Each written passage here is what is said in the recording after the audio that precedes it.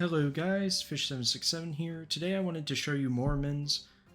Before I get into this video, I want to talk about Arachne, by the way, so that's what we're talking about today. But before I get into it too deeply, I want to ask you guys a question, ask you a favor.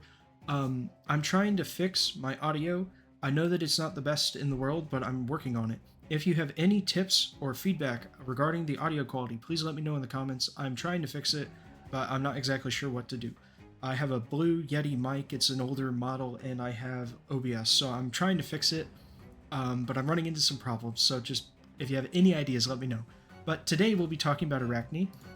So she is one of the new characters in Morimens. We'll have a new one very soon, and I'm really excited. But let's go ahead and talk about what she does. So her main abilities, her main benefit for being in a team comes from the way that she changes the Ultra Zone, because she makes the Ultra Zone into a new form, which is called Singularity Ultra.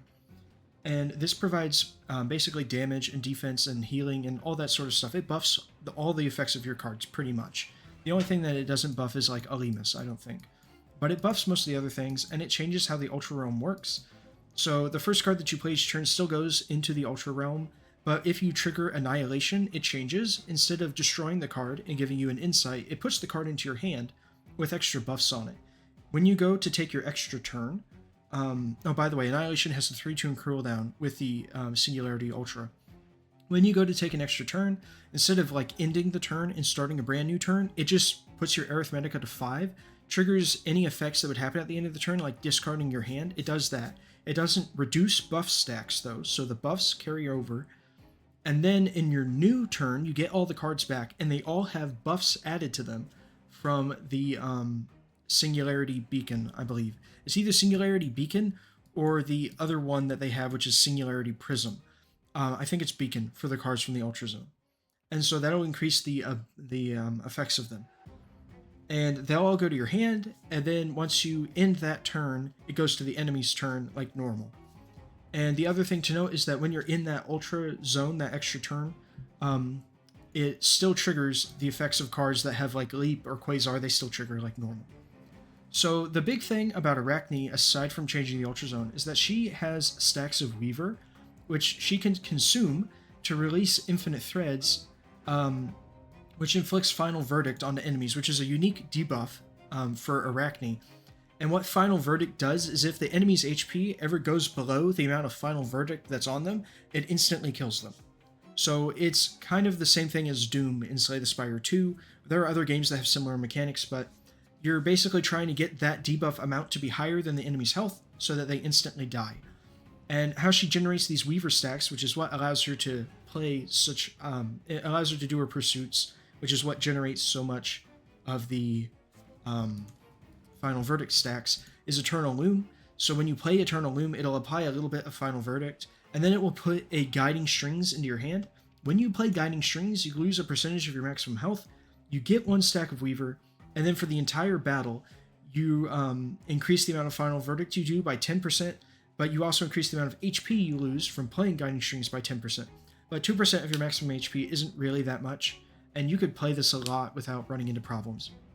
Additionally, the Weaver stacks, they only stack up to 3 times with a normal, like, you just got her Arachne, and then if you have all 3 Enlightens, it'll stack up to 5 times. But if you have maximum stacks, you can just leave it in your hand. Then it will disappear at the end of the turn because of fleeting, and it will give Arachne additional Alimus. She has 150 base Alimus, so it's a little bit harder to Exalt with her than with other Awakeners. Her other special card that she gives us is Fate Binding Strings. You can play this to get some shield. It gives other Awakeners Alimus, and then the next Eternal Loom you play will generate 2 additional Guiding Strings. One will go into the draw pile, and the other one will go into the discard pile. So it basically buffs your ability to get Weaver stacks and then eventually apply Final Verdict. As far as her Enlightens go, the first one gives you extra damage, and it increases the abilities from Realm Mastery as far as providing damage goes. Her second one gives you increased Final Verdict application, and it gives Fate Binding Web, Prepare, and Retain, and those are really good keywords to have on that skill, because 3 Arithmetica is a little bit much to always play it when you want it. And then you have Destiny as I Arrange. It increases your Weaver stacks from 3 to 5, and it doubles the effect of Singularity Prism, which gives your cards additional like damage and health and defense buffs. So that's what her Enlightens do. I really recommend Enlighten 3 before you start to use her as a main damage dealer. As far as her Exalt goes, it gives you a bunch of shield, it gives you temporary damage amplification, and it gives you a lot of it. It removes stagnation from your cards in your hand, and then the Singularity Warp part here. So if it's the first thing that you do in a turn, I think it triggers. I'm not 100% sure. And I know for a fact that it triggers if you have her Rouse played, and then you pull a card out of the Ultra Realm.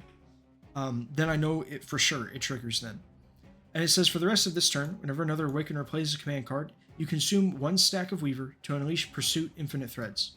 So basically, you can't use her Pursuits unless you use her Exalt at a very specific time in the turn. It either has to be during the Ultra Realm, or the Ultra turn I mean, which is when you'll be most likely to do it. Then you can use her Exalt and that will trigger the Pursuits every time that you play another Awakener's card. Or the other thing that you can do is play her Rouse card, trigger Annihilate to get a card out of the Ultra Realm and put into your hand, immediately Exalt her before you do anything else. That should trigger it, and then whenever you play another Awakener's card, it will trigger her Pursuit. Those are the only 2 ways that I know of for sure to trigger her Pursuits. And her Pursuits, they will last until the end of the turn once you meet one of those requirements. The other thing to know about her Rouse card is, so what it does is normally, when you trigger Annihilation, you get the first card out of your Ultra Realm and it goes into your hand. If she's roused, you get to pick one, it goes into your hand, and then the next card that you play will trigger Dimension Shuttle and go back into the Ultra Zone. So you basically take one out and you put one back in. And the reason why that's important is because sometimes, especially with the team that I have, you'll want to delay her Exalt an extra turn. So instead of going off on turn 5, after all 5 slots are filled, you'll want her to go off on turn 6. And you can't do that if she's already roused, because you'll just take a card out and then put one back in, and then you'll be going off on turn 5 anyway with the extra turn from the Ultra Zone. So you don't want to rouse her if you're trying to go off on turn 6. If you're trying to go off on turn 5, then it doesn't matter. And if you're trying to go off on a later turn than turn 6, you'll have to rouse her, unless it's going to be on turn 11 or 12, basically. So that's how that works. I think I've gone over everything. Her Soul Forge aptitude just increases the Final Verdict damage that she deals, and it can be a lot. Also, Final Verdict, if you get a boss's first health bar down and they go into the immunity phase, Final Verdict can still kill them even while they're in that immunity phase. I'm pretty sure that they're going to patch that or remove it later, but for right now, that's how it works. So the team that we have her on is Arachne, Caster, Doll Inferno, and Ramona. And the reason why we do it like this is because Caster gives us a lot of defense, Doll gives us a lot of healing, Ramona makes combos a little bit easier to pull off, Doll provides a lot of damage amplification on top of the healing that she gives us, and she applies vulnerable to the enemies, and so that combined with Arachne is really nice. And then, on top of doing all that, Caster can apply Corrosion, which makes damage that you deal to the enemy remove an amount of corrosion stacks and then deal 3 times that amount as damage to the enemy's health. And Doll has a fixed damage card with her Illusions in that deals 30% of the enemy's maximum HP to them as damage. So, if you can't kill them with Arachne, you apply Corrosion with Caster, and then use Illusions End with Doll to kill off their remaining HP on the second health bar. And that will normally happen on turn 8 with this team. And you'll want to do Arachne's Exalt on turn 6. That's the game plan. So on turn 6, you do Arachne's Ult. On turn 8, you do Caster's Corrosion stacks with Doll Inferno's Illusions in. That's the ideal play. And sometimes you'll kill the boss on turn 6, and other times you'll have to go to turn 8, and sometimes it won't be until the end of turn 8, so you better make sure that you can survive the turn 8 attack of the enemy.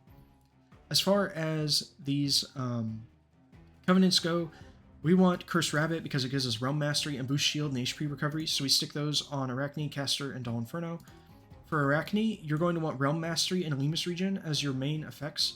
Damage Amplification can be nice as well, but because these are debuff stacks, you can't crit with them, so there's no reason to do any sort of crit buffs.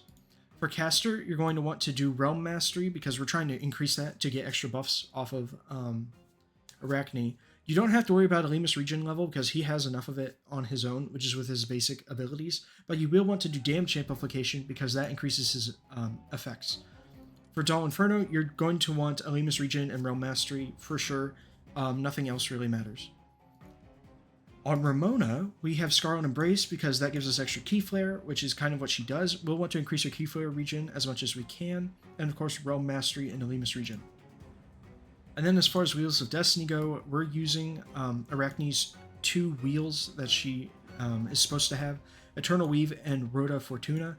What these do is whenever she releases Pursuit, she gains temporary damage amplification, and that can happen up to 5 times a turn, which is the maximum number of stacks of Weaver that you can get. Technically, you can make her Pursuit trigger more than that in a turn. If you have Guiding Strings in the draw pile and you draw them off of like Caster's Onyx Plume, you can get extra stacks and do more than just 5 Pursuit releases. You're not limited to that. It's just that's how many it stacks to. For Caster, we're going to use Unbearable Freedom and the Gaze of Isaru. You can replace this with whatever, and Unbearable Freedom has to have Hand Limit +2 for this build to work properly.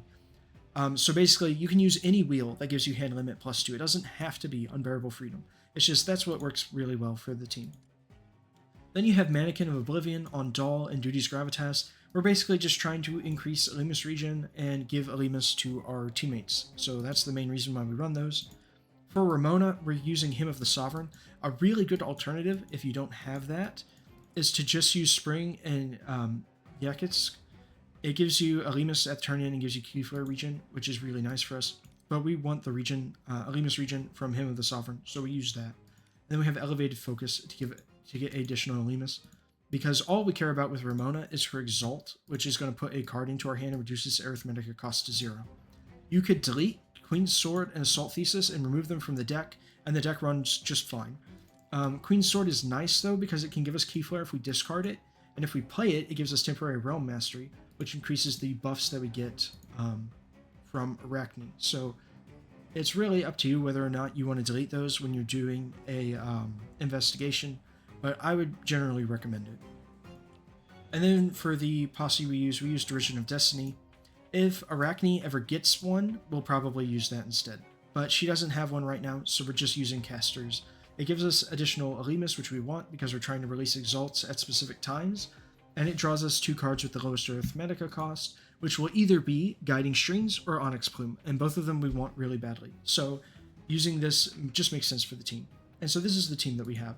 I've been able to take down level 70 Madness with this team, and I'm going to go ahead and show you what that looks like. So let me find it. Here. So this is an example of a game that I did with this team.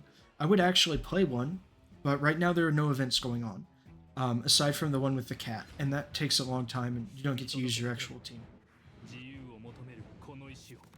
So for the first couple turns, our main goal is to get Doll to Exalt on turn 2 or turn 3, because we need her to be able to Exalt on turn 6. So, and we have to have her go off at least once so that we have enough Elimus on Arachne to use her Exalt. And aside from that, we're just trying to survive. The second part of our goal here is we're trying to get a Key Flare Rouse off as soon as possible and get Doll's Rouse card to get healing over time. Once we get our second Key Flare Rouse for the game, we're going to use it on Caster, and because that lets his Onyx Plumes apply Corrosion, aside from just his first one that he innately gets. Additionally, we want to always play Caster's cards first in the turn, except for there are 2 cards that you can swap this out for. If you use Eternal Loom, that gives you an extra Weaver stack on the turn that you go off, so that's fine. And your other option is Doll's Self-Destruction ability, because we have to have that on the turn that we go off for the extra damage amplification and the vulnerability. So those are the cards that we're looking for. Another benefit of running Caster is because we have Quasar, it reduces the card cost when they come out of the Ultra Realm and get put into our hand. Clementine does the same thing, but she doesn't give us enough shield or healing to be worth putting into the deck, and she also doesn't combine as well with Doll for getting rid of the boss's second health bar. So that's why we're doing this. As you can see on that turn, I used the Annihilation to pull a card out to delay the turn that we get into the Ultra Realm, or the Ultra Round, to be turn 6. And at this point, I'm preparing to do the combo. So I use Ramona's Exalt to go get a card to let Doll use her Exalt, because her Exalt is more important than the vulnerability stuff, because it gives us Elimus. So now we have damage amplification from Doll's Exalt. We're in the Ultra turn now. We're using Arachne's Exalt, so this gives us damage amplification. And now we play other Awakener's cards to trigger her final verdict on the enemy.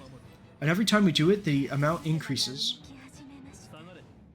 So we only have 3 Weaver stacks, which is unideal, but that's enough to get Lotan down to her first health bar and kill her using Caster's attacking card. As you can see, on the turn that we do the Ultra thing, we stack Mad Shield. We have shield equal to our maximum HP on that turn, so you can stack insane shield with this. And now I'm trying to go off with Caster on the next turn to defeat Lotan. The reason why you have to do it on turn 8 is because that's when you actually get Illusion's End. You have to wait at least until turn 8, because you get 2 stacks of Finale from Doll's Exalts and 1 stack off of using her, 8 stacks at the start of each turn. So now we're just stacking Corrosion, and I was finally able to get Doll's Exalt off, so we're using that to get extra damage amplification.